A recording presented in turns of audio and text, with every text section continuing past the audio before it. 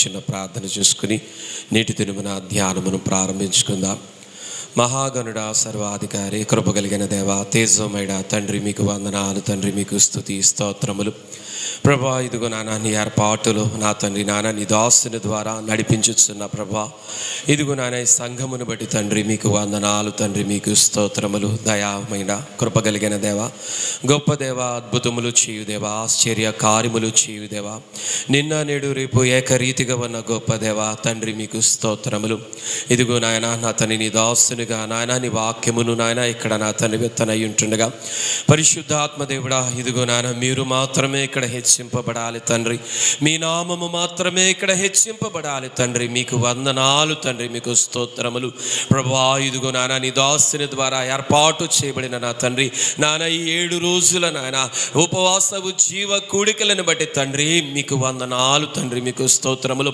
ఇదిగో నాయన 3 రోజులు నా తండ్రి అద్భుతమైన నా తండ్రి నా దేవ వాక్య సందేశములను నాయన నీ దాసుని ద్వారా నాయన మీరు నాయన ఇక్కడ అనుగ్రహించారు తండ్రి, మీకు స్తోత్రములు. ఇదిగో నాయన 4వ రోజున ఇదిగో నాయన అల్పుడుగా అయోగ్యుడుగా పాత్రుడుగా నాయన కొద్దిసేపు నాయన నీ వాక్యమును తండ్రి ధ్యానించుండగా ప్రభా మంచి బోధకునిగా నాయన ఇదిగో నాయన మీరు ఇక్కడ స్వయముగా వచ్చి నాయన మాకు కావలసిన ఆత్మీయాహారమును తండ్రి ప్రభా మీరు బోధించమని విజ్ఞాపన చేయొచ్చున్నాను అయా. మీరే సమస్తములో ముందుండి నడిపించి ఇదిగో నాయన వాక్యం యొక్క దీవెన, వాక్యం యొక్క ఆశీర్వాదము కూడి వచ్చిన ఎల్లరిలకు మీ నామం పేట ప్రసాదింపజేసి మీరే మహిమనందమని ఇదిగో నాయన నీ దాసుని యొక్క ప్రార్థనను అంగీకరించమని యేసయ్య అతి శ్రేష్టమైన నామమున అర్పించి ప్రార్థించి వేడుకొనుచున్నాం పరమ తండ్రి, ఆమేన్. త్రిత్వ దేవుని యొక్క దీవెన ఆశీర్వాదము సమాధానము కూడి వచ్చిన ఎల్లరిలకు దేవదేవుడు అనుగ్రహించి నడిపించును గాక, ఆమేన్. దేవుని నామము స్తోత్రం. ప్రియులారా, నేటి దినమున ఒక చిన్న మాట మనము చదువుకుందాం. పాత నిబంధన నుండి రూతు గ్రంథము 1వ అధ్యాయము 16-17 వచనములు. అందుకు రూతు, నా వెంబడి రావద్దినియు నన్ను విడిచిపెట్టమనియు నన్ను బతిమాలు కొనవద్దు. నీవు వెళ్ళి చోటుకే నేను వచ్చేదను, నీవు నివసించు చోటనే నేనును నివసించేదను. నీ జనమే నా జనము, నీ దేవుడే నా దేవుడు. నీవు మృతి పొందు చోటను నేను మృతి పొందెదను, అక్కడనే పాతి పెట్టబడేదను. మరణము తప్ప మరి ఏదైనను నిన్ను నన్ను ప్రత్యేకించిన ఎడల యెహోవా నాకు ఎంత కీడైనా చేయునుగాక నేను. దేవుని నామము స్తోత్రం. ప్రియులరా, జాగ్రత్తగా గనక మనము గమనించినట్లయితే ఈ రూతు గ్రంథమును మనము పరిశీలన చేసినట్లయితే ప్రియులరా, పరిశుద్ధ బైబిల్ గ్రంథములో ఈ రూతునకు దేవుడు చాలా కూడా మరి ధన్యకరమైన స్థానమును అనుగ్రహింపచేసినట్లు మనము చూస్తా ఉన్నాం.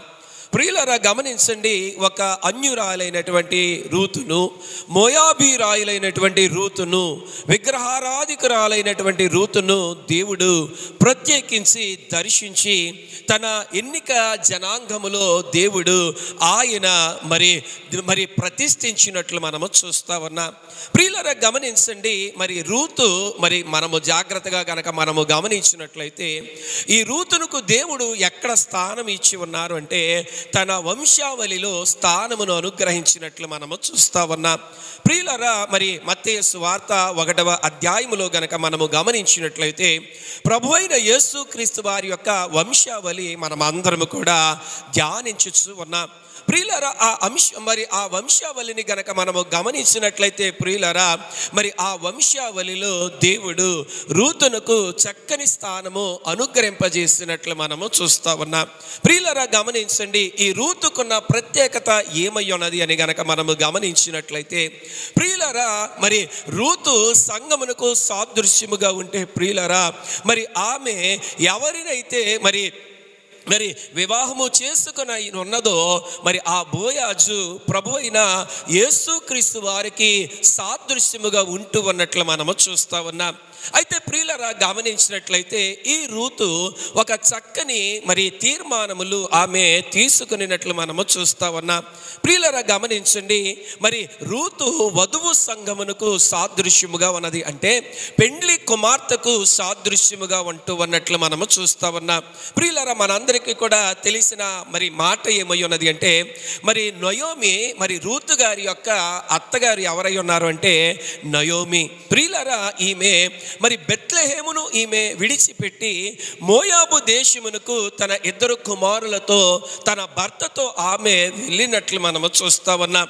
ప్రియులరా ఆ మోయాబు దేశమునకు వెళ్ళిన తర్వాత ప్రియులరా మరి ఈ నయోమి తన భర్తను కోల్పోయినది, తన ఇద్దరు కుమారులను కూడా కోల్పోయినట్లు మనం చూస్తా ఉన్నాం.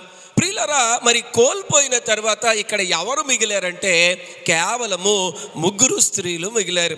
ప్రియులరా ఈ ముగ్గురు స్త్రీలలో అత్తగారైనటువంటి నయోమి ఒకరైతే, ప్రియులరా మరి ఇద్దరు కోడలు, మరి ఒక కోడలు మరి రూత్ అయితే, ప్రియులరా ఇంకొక కోడలు ఎవరై ఉన్నారంటే ఓర్పా ఈయనుంది. దేవుని నామము స్తోత్రం. అయితే ప్రియులరా మరి ఒక కోడలు మరి అత్తగారిని ముద్దు పెట్టుకుని ఆమె విడిచిపెట్టినట్లు మనము చూస్తా ఉన్నాం. అయితే ఈ రూతు మాత్రము ప్రియులరా మరి ఆమె యవనురాలైనప్పటికీ కూడా మరలా ఆమె తన అత్తగారిని విడిచిపెట్టి తన సొంత దేశము మోయాబు దేశములో మరి ఆమె మరి ఇంకొకరిని వివాహము చేసుకున్నట్టుకు మరి వీలున్నా కూడా మరి ఈ రూతు మాత్రము అత్తగారైనటువంటి నయోమిని మాత్రము విడిచిపెట్టకుండా మరి ఆమెనే మరి రూతు వెంబడించినట్లు మనము చూస్తా ఉన్నాం. అందును బట్టే ప్రియులరా దేవుడు రూతునకు ఒక గొప్ప స్థానము పరిశుద్ధ బైబిల్ గ్రంథంలో అనుగ్రహింపజేసినట్లు మనము చూస్తా ఉన్నాం. ప్రియులరా ఆ గొప్ప స్థానము ఏమై ఉన్నది అంటే ఆమె మరి చక్కగా ప్రభు అయిన యేసుక్రీస్తు వారి యొక్క వంశావళిలో చేర్చబడినట్లు మనము చూస్తా ఉన్నాం. ప్రియులారా గమనించండి, ప్రభు అయిన యేసుక్రీస్తు వారి యొక్క వంశావళిలో చేర్చబడాలి అంటే అది చాలా కూడా కష్టమైన పని. దేవుని నామము స్తోత్రం. చెప్పండి ప్రియులారా, ప్రభు అయిన యేసుక్రీస్తు వారి యొక్క వంశావళిలో చేర్చబడడం అంటే మరి అది చాలా కూడా కష్టమైన పని.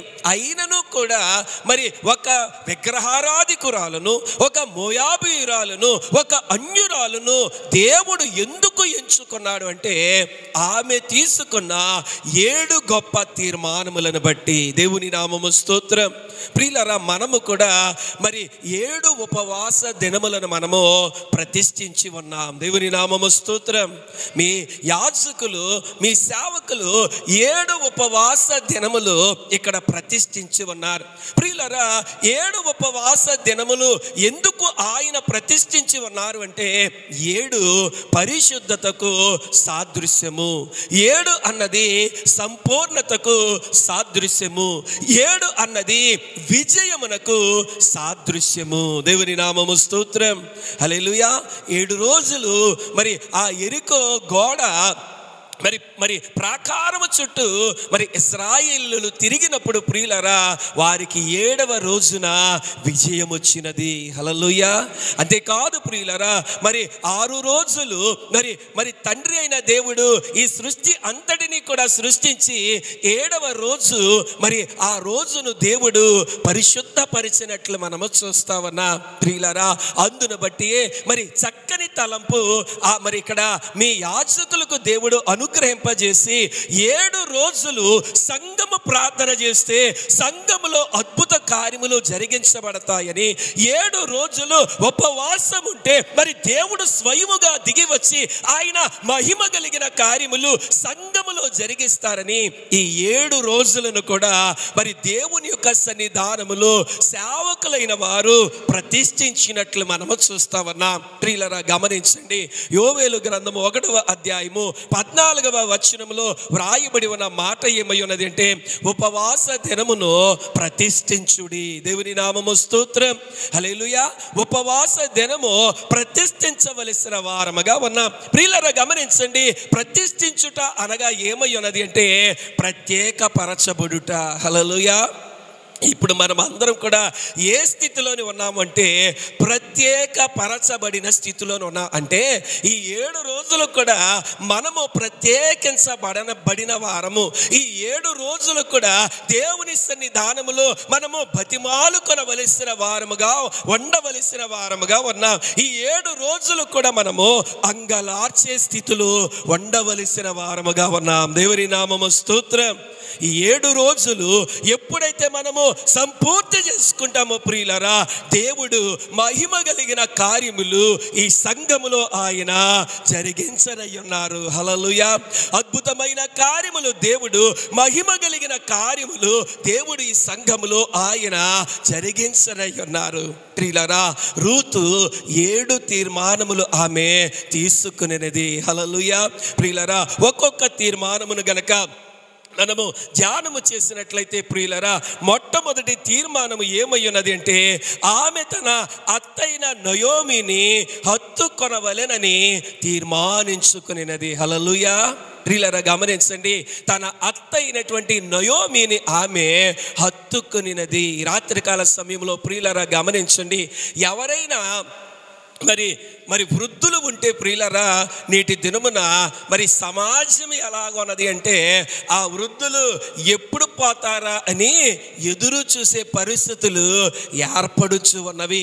కానీ ప్రియులరా, వృద్ధాప్యములో ఉన్న నయోమిని మరి ఆమె విధవరాలుగా ఉన్నా కూడా ఈ రూతు ఏం చేసింది అంటే హత్తుకొనినది.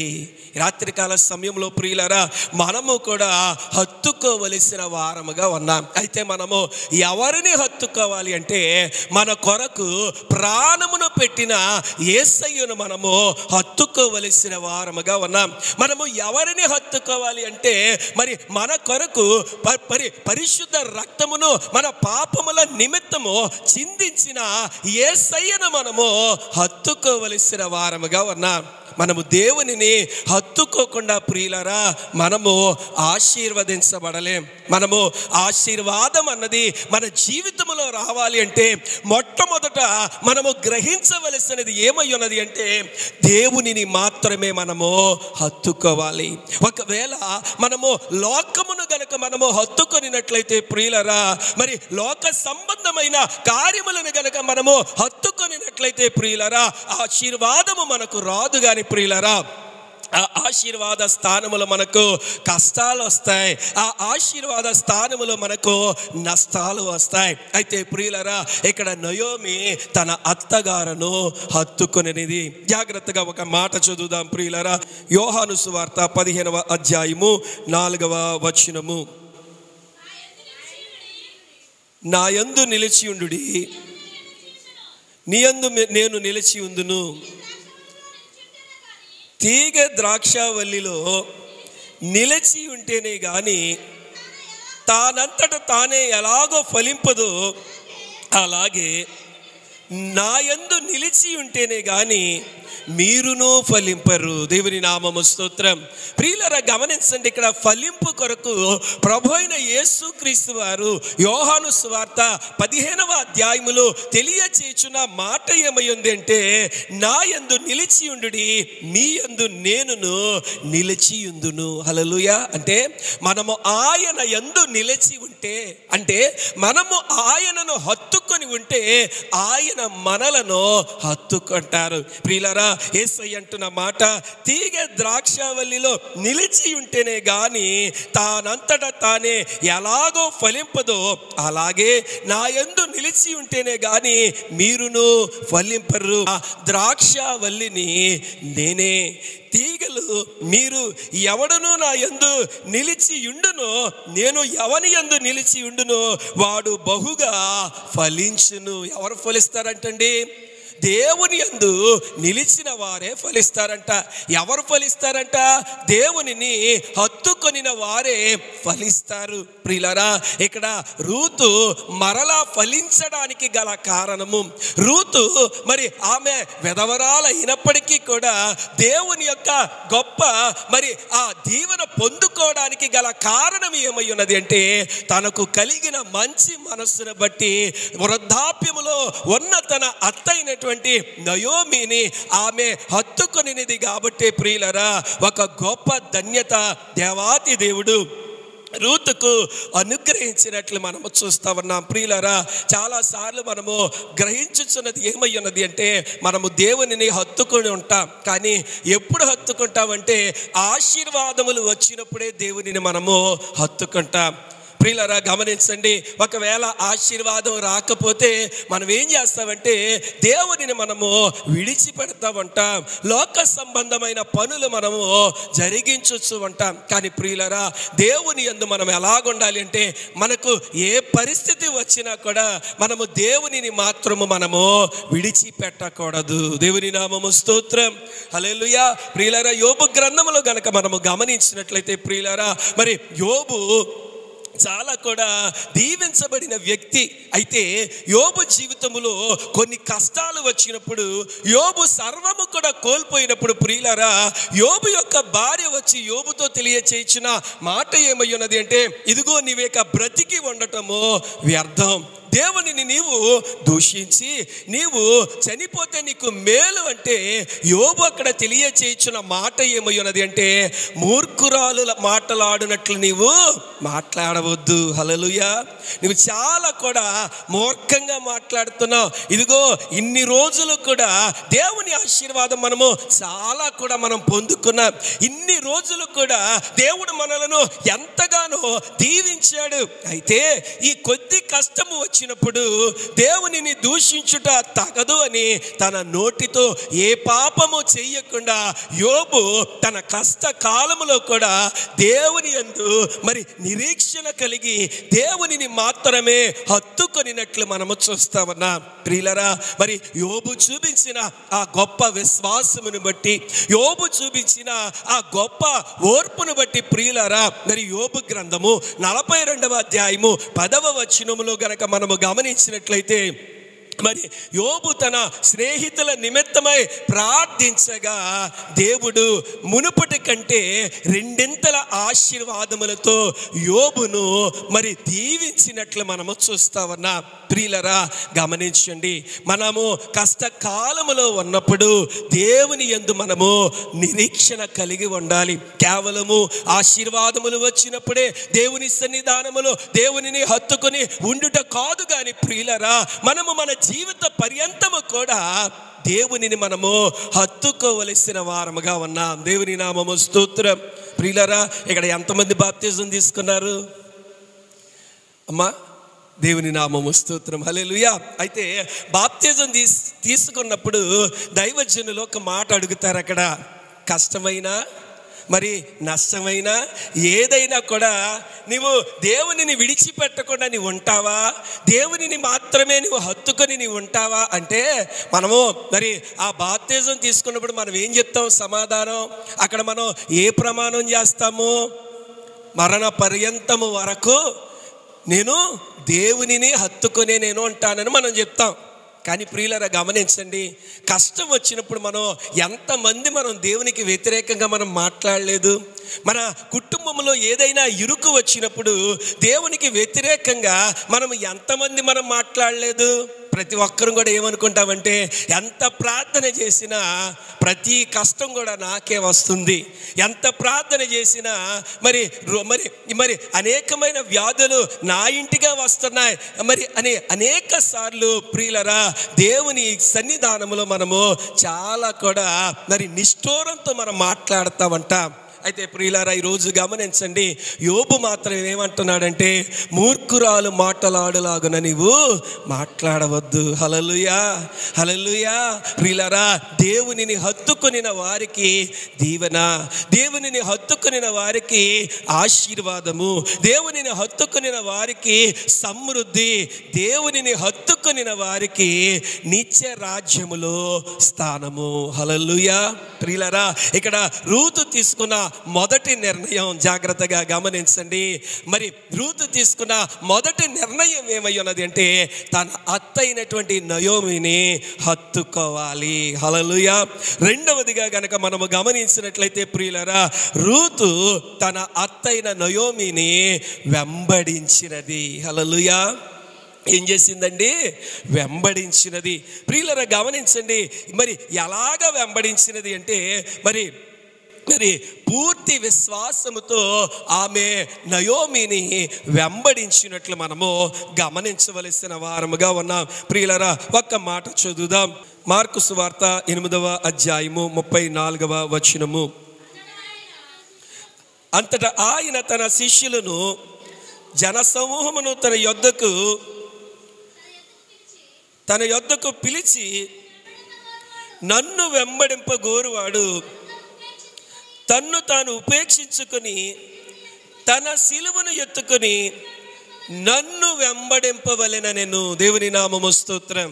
ప్రియులారా రెండవదిగా గనక మనము గమనించినట్లయితే మరి రూతు తన అత్త అయినటువంటి నయోమిని వెంబడించినది. ప్రియులారా ఈరోజు మనము మరి వధువు సంఘములో మరి సభ్యులుగా మనం ఉన్నాం కాబట్టి మనము మరి వధువు సంఘము మరి ఎత్తబడే సంఘమునకు సాదృశ్యముగా ఉన్నది కాబట్టి ఈ వధువు సంఘమే పరలోక రాజ్యములోనికి చేర్చబడతాది. కాబట్టి ప్రియులారా మనము కూడా ఎవరిని వెంబడించాలి అంటే మన కొరకు ప్రాణము పెట్టిన యేసయ్యను మాత్రమే మనము వెంబడించవలసిన వారముగా ఉన్నాం. ప్రియులారా ఇక్కడ యేసయ్య అంటున్న మాట ఏమై ఉన్నది అంటే, తన యొద్దకు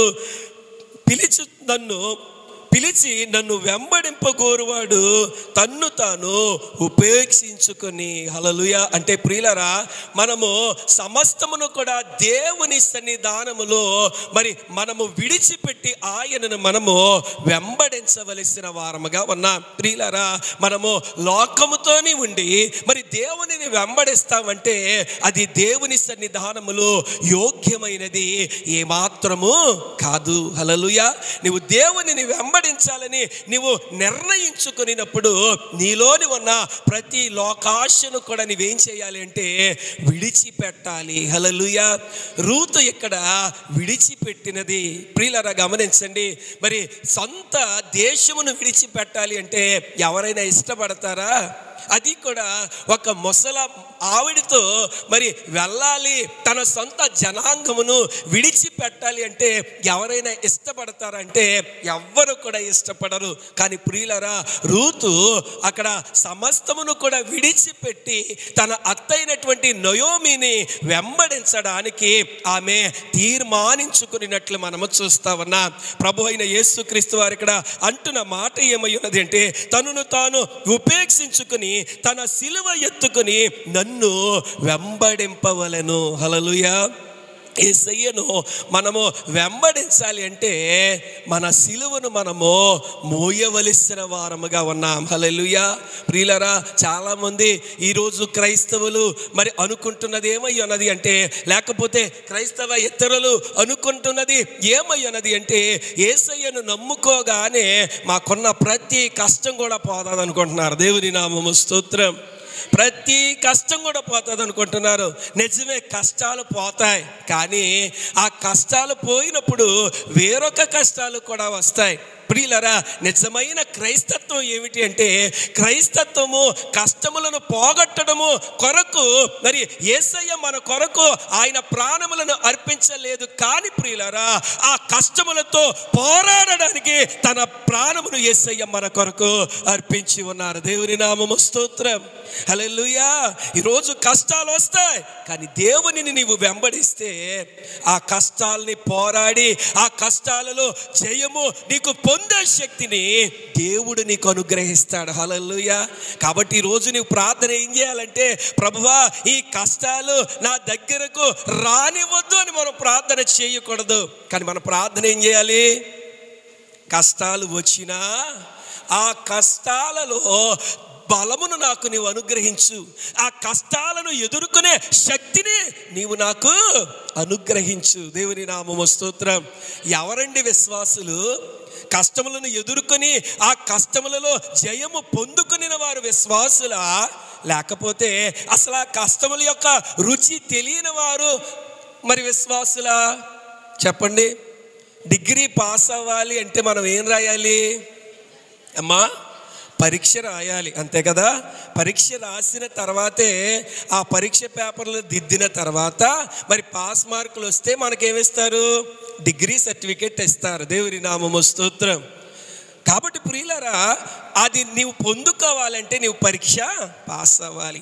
అలాగే దేవుని సన్నిధానములో నీవు ఆయన అనుగ్రహించు కిరీటము పొందుకోవాలన్నా, ఆ జీవ కిరీటము దేవుడు నీ శిరస్సు మీద ఆయన అలంకరించాలన్నా కూడా ఈ జీవితంలో వచ్చే ప్రతి కష్టమును నీవు విశ్వాసము ద్వారా ఎదుర్కోవాలి. దేవుని నామము స్తోత్రం.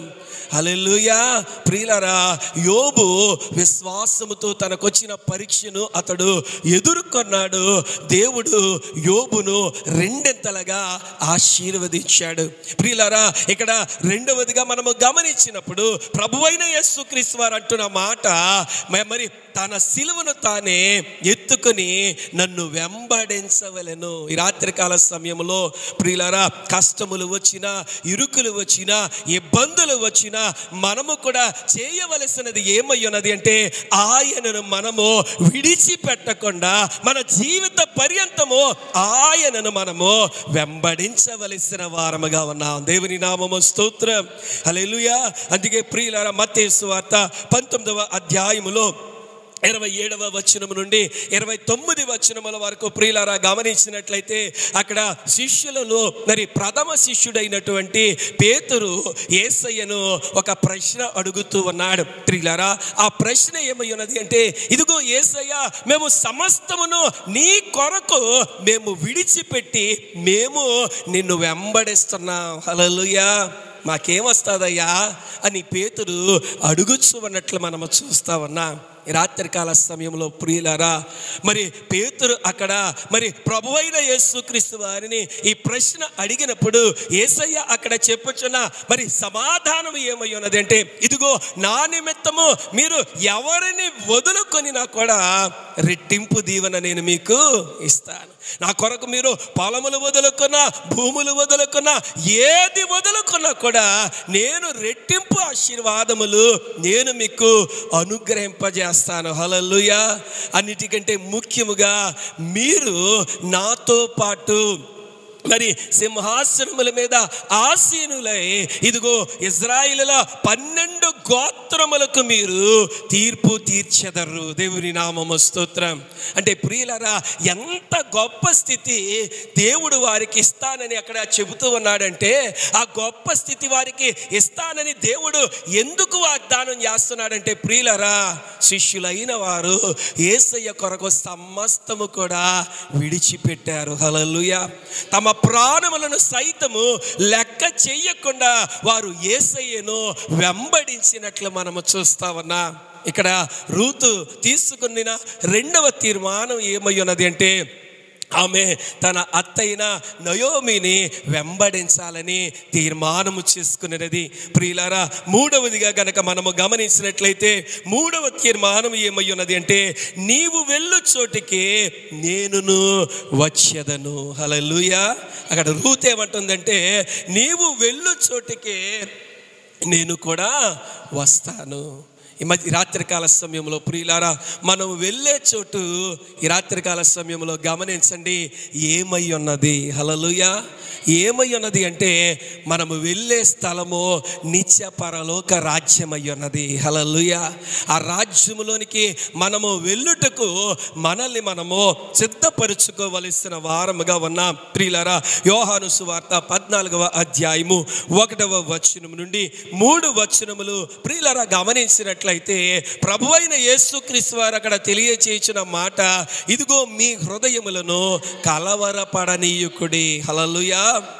మీ హృదయములను కలవరపడనీయుకుడి, దేవుని యందు విశ్వాసముంచుడి.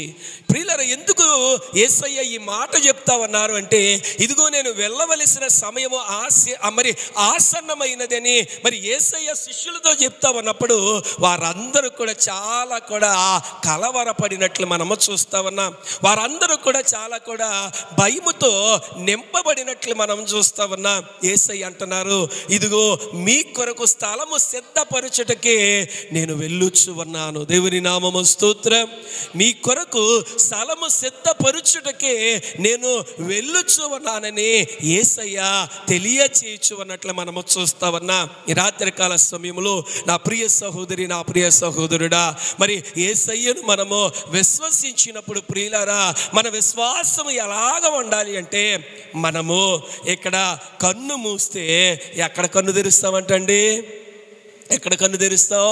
పరలోకములో. దేవుని నామము స్తోత్రం. హల్లెలూయా. ఇక్కడ మనకి గుడ్ నైట్ అయితే అక్కడ ఏమవుతుంది? మనకి గుడ్ మార్నింగ్ అవుతుంది. హల్లెలూయా. మన విశ్వాసం అలాగ ఉండాలి ప్రియులారా. మరి అబ్రహాము దేవుని యొక్క మాటను విశ్వసించాడు. హల్లెలూయా. ఒకానొక రోజున అబ్రహామునకు దేవుడు తెలియచేసిన మాట ఏమై ఉన్నది అంటే, ఇదిగో అబ్రహామా, ఇదిగో నీవు నీ ఈ దేశమును నీవు విడిచిపెట్టు, నీ ప్రజలను నీవు విడిచిపెట్టు. ఇదిగో నేను నీకు ఒక మరి దేశమును నేను నీకు అప్పజెప్పబోతున్నాను. ఇదిగో నేను నిన్ను అధికముగా నేను నిన్ను ఆశీర్వదించబోతున్నాను అని మరి దేవాతి దేవుడు అబ్రహామునకు చెప్పినప్పుడు ప్రియులారా, అబ్రహాం అంటండి ఏమీ కూడా అడగలేదంట. హల్లెలూయా. హల్లెలూయా.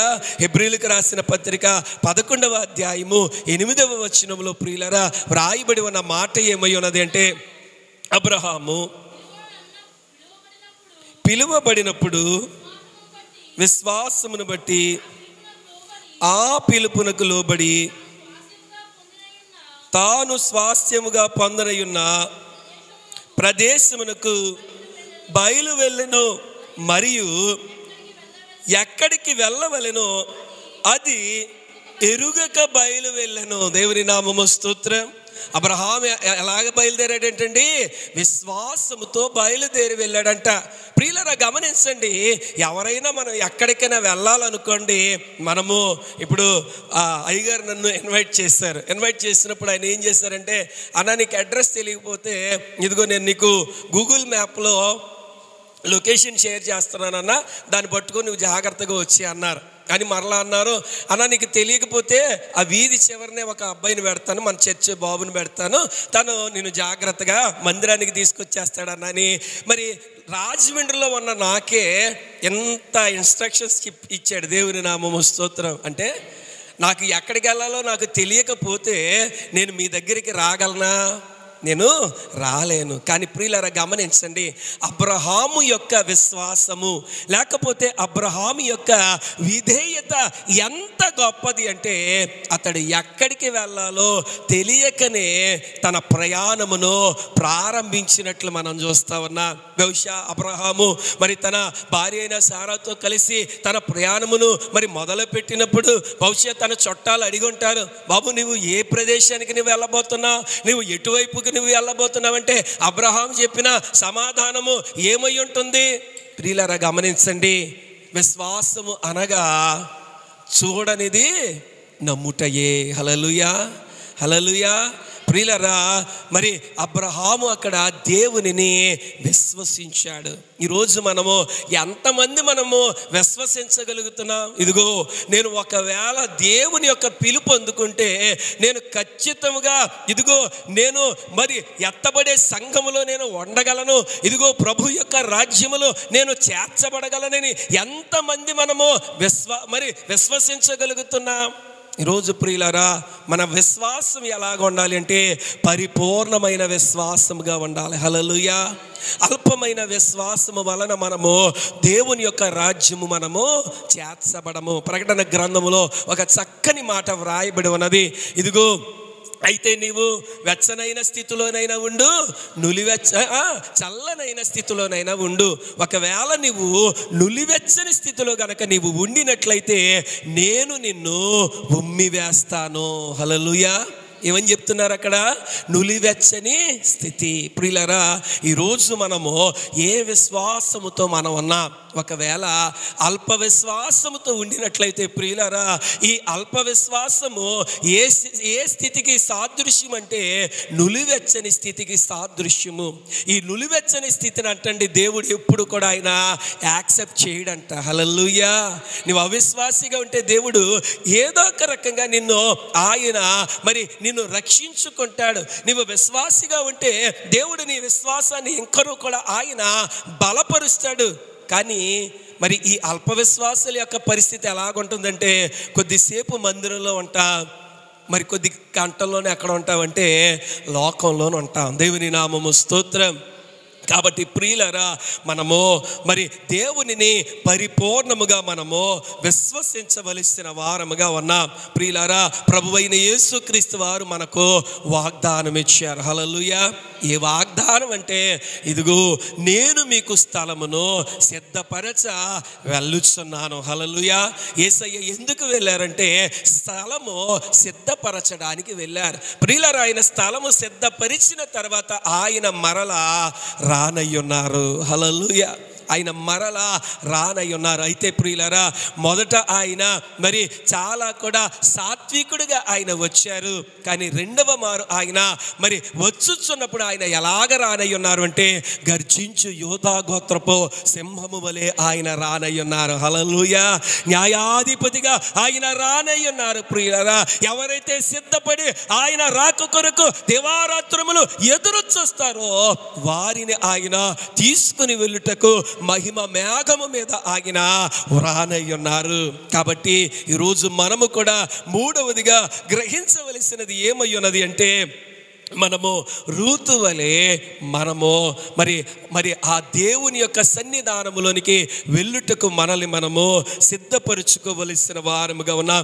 4వ తీర్మానం ఏమై ఉన్నది అంటే ప్రియులారా, రూతు అక్కడ అంటుంది 4వ తీర్మానము, నీ జనమే నా జనము. హల్లెలూయా. ఏమంటుందండి?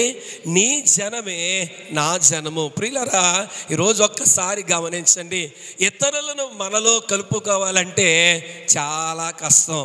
ఈరోజు వివాహం అయిన తర్వాత కోడలు మనం ఇంటికి వస్తేనే ఆ కోడల్ని మనలో కలుపుకోవాలంటే చాలా కూడా కష్టం. పెళ్ళైన తర్వాత అల్లుడు మన ఇంటికి వస్తే ఆ అల్లుడును మనతో కలుపుకోవాలంటే చాలా కష్టం. కానీ ఇక్కడ రూత్ ఏమంటుంది? నీ జనమే నా జనము. హల్లెలూయా. అంటే ఇదిగో నీ ప్రజలే నా ప్రజలు.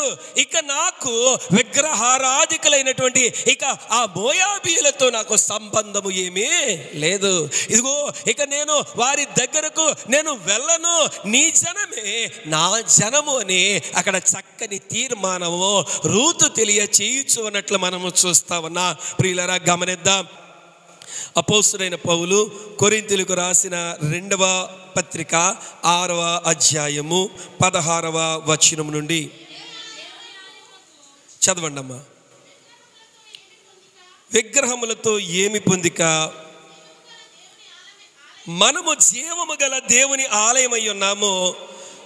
అందుకు దేవుడు ఇలాగూ సెలవిచ్చుచున్నాడు, నేను వారిలో నివసించి సంచరించును, నేను వారి దేవుడనయ్యుందును, వారు నా ప్రజలయ్యుందురు. కావున మీరు వారి మధ్య నుండి బయలువెడలి ప్రత్యేకముగా ఉండుడి, అపవిత్రమైన దానిని ముట్టకుడని ప్రభువు చెప్పుచున్నాడు. దేవుని నామము స్తోత్రం. ప్రియులారా, ఇక్కడ అపోస్తలుడైన పౌలు తెలియచేయుచున్న మాట ఏమయ్యున్నది అంటే, ఇదిగో మీరు ప్రత్యేకించబడిన వారు. హల్లెలూయా. మీరు మరి అపవిత్రమైన వాటి జోలికి మీరు ఇక వెళ్ళకూడదు. ఎందుకంటే ప్రియులారా, దేవుని ఆలయమునకు విగ్రహములతో ఏమి పొందిక. ప్రియులారా, ఈరోజు మనం ఎవరమై ఉన్నామో చెప్పండి? మనం ఎవరై ఉన్నాము?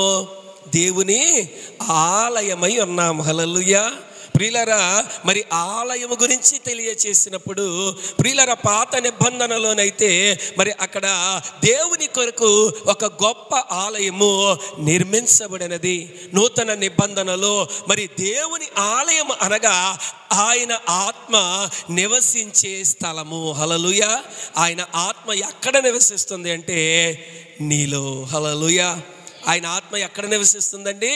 మనలో నివసిస్తుంది. నువ్వు ఎప్పుడైతే రక్షింపబడతావో, నువ్వు ఎప్పుడైతే లోకమును విడిచిపెడతావో, నువ్వు ఎప్పుడైతే పరిశుద్ధాత్మ బాప్తిజమును నువ్వు పొందుకుంటావో, నీలోనికి దేవుడు వచ్చి ఆయన నివసిస్తాడు. హల్లెలూయా. కాబట్టి మరి అందుకే ఇక్కడ అపోస్తలుడైన పౌలు తెలియచేయుచున్న మాట, దేవుని ఆలయమునకు విగ్రహములతో ఏమి పొందిక. ఈరోజు నువ్వు ఏమై ఉన్నావంటే, నువ్వు దేవుని యొక్క ఆలయమై ఉన్నావు. హల్లెలూయా, హల్లెలూయా. కాబట్టి దేవుని యొక్క ఆలయమునకు ఇక విగ్రహములతో పని అన్నది లేదు. అందుకు దేవుడు సెలవిచ్చుచున్నాడు, నేను వారిలో నివసించి సంచరించును. హల్లెలూయా. నేను మీలోని నేను నివాసం చేస్తానని దేవుడు వాగ్దానం ఇస్తున్నాడు ప్రియులారా. కాబట్టి మనము గ్రహించవలసినది ఏమై ఉన్నది అంటే, ఇదిగో ఇక మనకు లోకముతో సంబంధము లేదు. హల్లెలూయా. మనము అవిశ్వాసులతో మనము జత పట్టకూడదు ప్రియులారా. నువ్వు దేవుని యొక్క బిడ్డగా ఉన్నావు, నువ్వు దేవుని యొక్క బిడ్డతోనే నువ్వు స్నేహము చెయ్యి. నువ్వు విగ్రహములతో నువ్వు స్నేహం చేస్తే, నువ్వు అవిశ్వాసులతో నువ్వు స్నేహం చేస్తే, బహుశా నీలోని ఉన్న విశ్వాసము కూడా వారు హరించి వేస్తారేమో. ఒక సామెత ఉంటుంది కదండి, 6 నెలలు స్నేహం చేస్తే ఏమవుతారంట? వారు వీరు, వీరు వారు అవుతారంట. దేవుని నామము స్తోత్రం. అంటే ఎవరైనా అవిశ్వాసులతో నీవు స్నేహం చేసావనుకో, ఏమవుతుంది? అక్కడ నీలో ఉన్న విశ్వాసం కూడా పోతుంది. ఎందుకంటే వారు ఏ మాటలు మాట్లాడతారు? అవిశ్వాసమైన మాటలు వారు మాట్లాడతారు. వారు ఏ మాటలు మాట్లాడతారు? లోక సంబంధమైన మాటలు వారు మాట్లాడతారు. కాబట్టి ప్రియులారా, అటువంటి వారితో మనము మరి స్నేహము చెయ్యకూడదు. హల్లెలూయా. ఇక్కడ మరి రూతు తీర్మానించుకునేది, ఇదిగో ఇక నాకు మరి మోయాబీలతో నాకు ఎటువంటి సంబంధము లేదు. హల్లెలూయా. 5వదిగా గనక మనము గమనించినట్లయితే ప్రియులారా, రూతు తీసుకున్న 5వ నిర్ణయము, నీ దేవుడే నా దేవుడు. హల్లెలూయా. ఇది చాలా కూడా గొప్ప విషయం అండి ప్రియులారా. గమనించండి, అనేక సంవత్సరములుగా బహుశా రూతు భయంకరమైన విగ్రహారాధన ఆ మోయాబీ దేశములో ఆమె చేసి ఉండవచ్చు. కానీ ఏమంటుంది అక్కడ? నీ దేవుడే నా దేవుడు. హల్లెలూయా. ఎంత గొప్ప మాట అండి. ఈరోజు మనము ఎంతమంది ఆ మాట మనం చెప్పగలం? ఇదిగో దేవుడు ఒక్కడే, ఆ దేవుడు నా ప్రభువైన యేసుక్రీస్తు వారే, ఆయనే నా కొరకు ప్రాణము అర్పించి ఉన్నారని ఎంతమంది మనము మరి విశ్వాసముతో మనము చెప్పగలం? సార్ ఆలోచన చేయండి ప్రియులారా. రూతు చక్కని తీర్మానం తీసుకుంది, ఇక నాకు ఆ విగ్రహములతో నాకు సంబంధము లేదు, నాకు ఇక మరి ఆ విగ్రహములతో నాకు ఇక పని లేదు. ఎందుకంటే ప్రియులారా, రూతు తెలుసుకునేది. హల్లెలూయా. 115వ కీర్తనలో గనక మనము గమనించినట్లయితే విగ్రహం యొక్క స్థితి ఎలాగుంటుందో కీర్తనాకారుడు అక్కడ వ్రాసినట్లు మనం చూస్తా ఉన్నాం. వాటికి కళ్ళుండి కూడా అవి చూడలేవు, వాటికి నోరుండి కూడా అవి మాట్లాడలేవు, వాటికి చేతులుండి కూడా అవి ముట్టలేవు, వాటికి కాళ్ళుండి కూడా అవి నడవలేవు. ప్రియులారా, ఇవన్నీ కూడా చిన్నతనము నుండి రూతు చూచినది. విగ్రహముల వలన ప్రయోజనమేమీ లేదు. అందుకే రూతు తీర్మానం చేసుకుంది, ఇదిగో నా అత్త మరి సేవించుచున్న దేవుడు ఆయన జీవము కలిగిన దేవుడు. చెప్పలు కూడా దేవుని మహిమపరుద్దామా? ఇదిగో నా అత్త ఏ దేవుడినైతే సేవిస్తుందో ఆయన జీవము కలిగిన దేవుడని రూతు తీర్మానం చేసుకున్నది, గ్రహించి అంటా ఉన్నది, ఇదిగో నీ దేవుడే నా దేవుడు. హల్లెలూయా, హల్లెలూయా. ప్రియులారా, మనము ఎప్పుడైతే అటువంటి మరి చక్కని తీర్మానముతో మనము దేవునిని మనము మరి విశ్వసిస్తామో, దేవునిని మనము వెంబడిస్తామో, దేవుడు ఘనమైన కార్యములు రూతు జీవితములో జరిగించినట్లు మన జీవితములో కూడా ఆయన జరిగిస్తారు. హల్లెలూయా, హల్లెలూయా.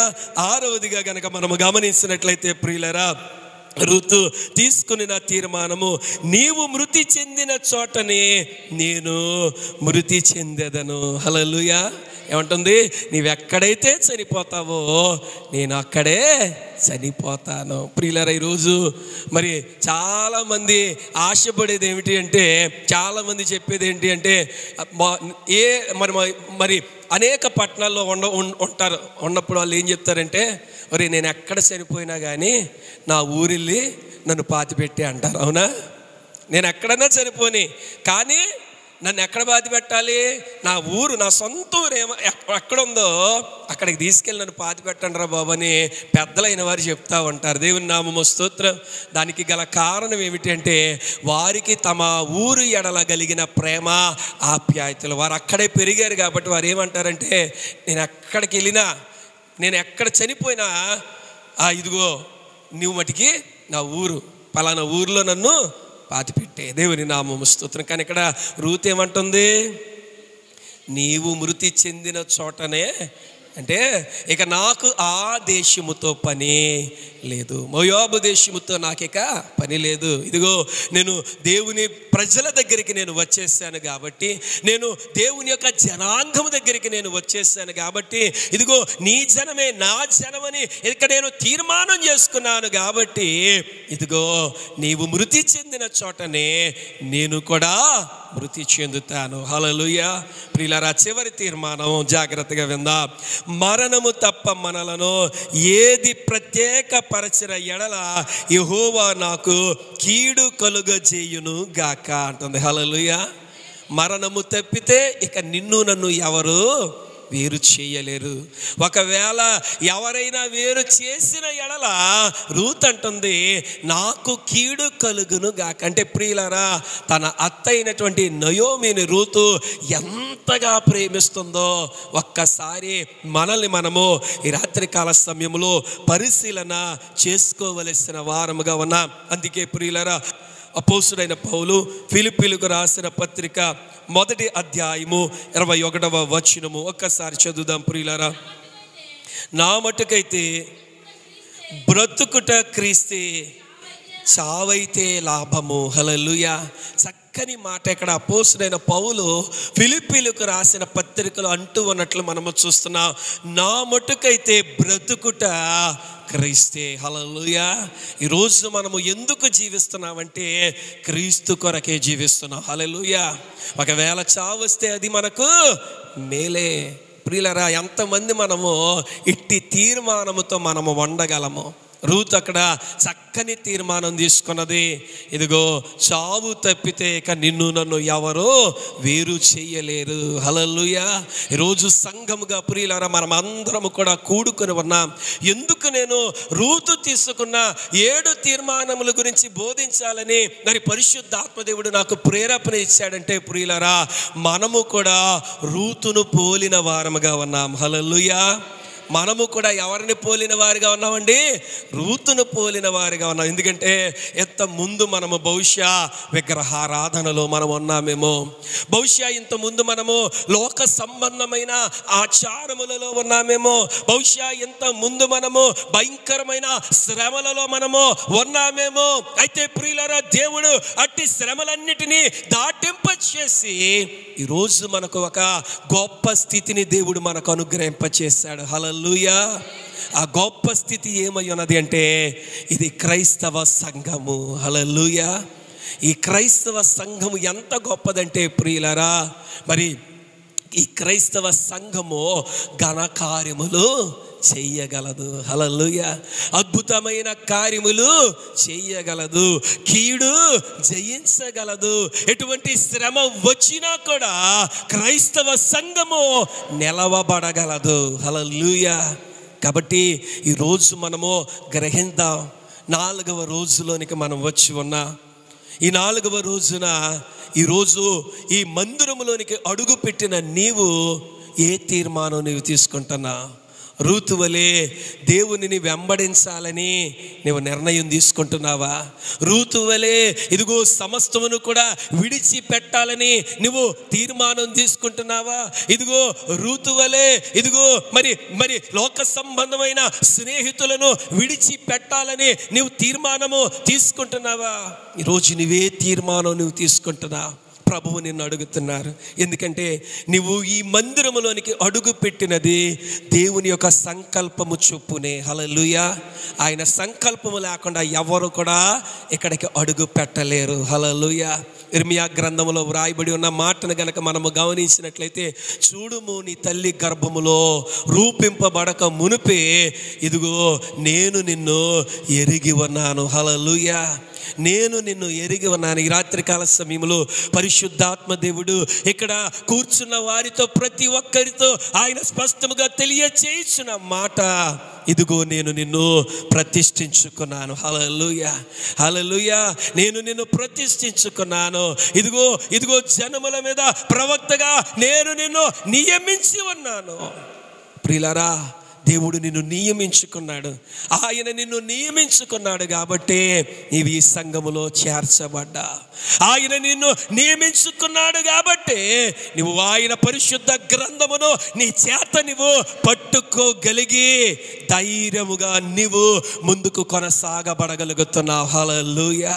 కాబట్టి రాత్రికాల సమయంలో నేను ముగించబోతుంటగా ఒక్కసారి మనము మోకరించగలిగిన వారు మోకరిద్దాం, మోకరించలేని వారు ఉన్న స్థలములలో మనము నిలబడదాం, నిలవబడలేని వారు మాత్రమే కూర్చోండి. ప్రభువు సన్నిధానములో రూతు తీసుకుని మరి ఆ గొప్ప తీర్మానముల వలె మనము కూడా ఒక తీర్మానం ఈ రాత్రికాల సమయంలో తీసుకుందాం. హల్లెలూయా, హల్లెలూయా. దేవా నీకు వందనాలు తండ్రి. ప్రభా నీకు స్తుతులు. దేవా నీకే స్తోత్రములు. ఒకవేళ ఇంకా కూడా ఏమైనా విగ్రహములు మన హృదయములో దాచబడి ఉంటే ఇదిగో సరైన సమయంలోనికి మనం వచ్చి ఉన్నాము కాబట్టి, ఇదిగో అనుకూలమైన సమయంలోనికి మనం వచ్చి ఉన్నాము కాబట్టి అట్టి విగ్రహములను విడిచిపెట్టడానికి మనము తీర్మానం తీసుకుందాం. ప్రియులారా, ఒక గొప్ప తీర్మానముతో ఈ 4వ రోజున ఇదిగో ఈ మందిరములో నుండి నీవు బయటికి వెళ్ళాలి. నీవు ఏ తీర్మానము లేకుండా నీవు బయటకు వెళ్ళడానికి వీలు లేదు. ఒక తీర్మానము నీ హృదయాంతరంగములలో నుండి తీసుకో. ఇదిగో ఇదిగో ప్రభువా, ఈ సంఘములోనికి నన్ను నడిపించావు. గొప్ప దైవ జనులను ప్రభువా నువ్వు నాకు అనుగ్రహించావు తండ్రి, నీకు స్తోత్రములు. ఇదిగో నా తండ్రి, నా దేవా, ఈ రాత్రికాల సమయములో అయా రూతు వలె ఈ లోకమును విడిచిపెట్టడానికి ప్రభువా నీవు నాకు శక్తిని అనుగ్రహించు, నాకు బలమును అనుగ్రహించు తండ్రి అని మనము తీర్మానం చేసుకుందాం. ప్రియులారా, hallelujah, hallelujah. Thank you lord, thank you mighty father. పరిశుద్ధ ఆత్మదేవుడా నీకు వందనాలు నాయన. జీవము కలిగిన దేవా నీకు స్తుతి ప్రభువా, నీకే స్తోత్రములు, స్తోత్రములు, స్తోత్రములు. ఇదిగో నాయన, ఎంతవరకు నాయన ఇదిగో నాయన వధువు సంఘము, పెండ్లి కుమార్తె సంఘము ఏ రీతిగా ఉండాలి, ఏ తీర్మానములతో ఉండాలో నీ బిడ్డలకు నాయన మీరు వివరించినందుకు తండ్రి మీకు వందనాలు తండ్రి, మీకు స్తుతి స్తోత్రములు. ఇదిగో నాయన ఏర్పాటు చేయబడిన నాయన ఈ 7 రోజుల నాయన ఉజ్జీవ ఉపవాస కూడికలను బట్టి తండ్రి మీకు వందనాలయా తండ్రి, మీకు స్తోత్రములు. ప్రభా నీ చిత్తము లేనిదే, అయా నీ అనుమతి లేనిదే ప్రభా ఎట్టి కార్యము నాయన మేము చేయలేము తండ్రి. ఇదిగో నాయన నీ దాసుడు తండ్రి అయా కన్నీరు విడిచొచ్చు అయ్యా సంఘము ఉజ్జీవింపబడాలని, సంఘము దీవింపబడాలని ప్రభువా నాయన నీ సన్నిధానములో నాయన నీ కుమారుడు తీర్మానం చేసుకుని ఉన్నాడు అయ్యా. ఈ నాయన ఉపవాస దినములో ప్రతిష్ఠించి ఉన్నాడు ఆయన. నీ బిడ్డను నాయన నీ ఆత్మతో అభిషేకిస్తున్నావు తండ్రి, నీకు స్తోత్రములు తండ్రి. ఇదిగో నాయన నీ దాసుడు నాయన ప్రతిష్ఠింపబడిన ఈ ఉపవాస దినముల ద్వారా నీ బిడ్డలకు నాయన దీవెన, నీ బిడ్డలకు నాయన ఆశీర్వాదము, నీ బిడ్డలకు నాయన వారికి కలిగిన శ్రమల నుండి విడుదల. ఇదిగో నాయన నీ బిడ్డలకు నాయన కావలసిన విడుదలను దేవా మీరు అనుగ్రహింపచేయండి నాయన. నీ బిడ్డలు ఏదైనా కష్టములతో వచ్చుంటే, ఏమైనా ఇరుకులతో వచ్చుంటే, ఏమైనా ఇబ్బందులతో వచ్చుంటే ఇప్పుడే నజరేయుడైన యేసు నామమున నాయన ప్రతి సమస్యల నుండి నాయన మీరు విడుదలను దేవా అనుగ్రహింపచేయండి నాయన. మీరు విడుదలను అనుగ్రహింపచేసి ఘనమైన కార్యములు, మహిమ కలిగిన కార్యములు ఈ సంఘములో తండ్రి మీరు జరిగించండి. ఇదిగో నాయన 4 రోజులు ఆ దైవ సేవకుల ద్వారా ప్రభువా ఘనమైన విలువైన వర్తమానములను దేవా మీరు అనుగ్రహించారు. ఇంకను నాయన జరగవలసిన నాయన 3 రోజుల ధ్యానములను కూడా మహిమకరముగా జరిగించి మీరే మహిమనందమని నీ సేవకుని యొక్క ప్రార్థనను అంగీకరించమని యేసయ్య పరిశుద్ధ నామమున మిక్కిలి నమ్ముతూ గట్టిగా చప్పట్లు కొట్టొచ్చు. ఆమేన్ చెప్దాం. ఆమేన్, ఆమేన్, ఆమేన్. దేవుని నామము స్తోత్రం. హల్లెలూయా.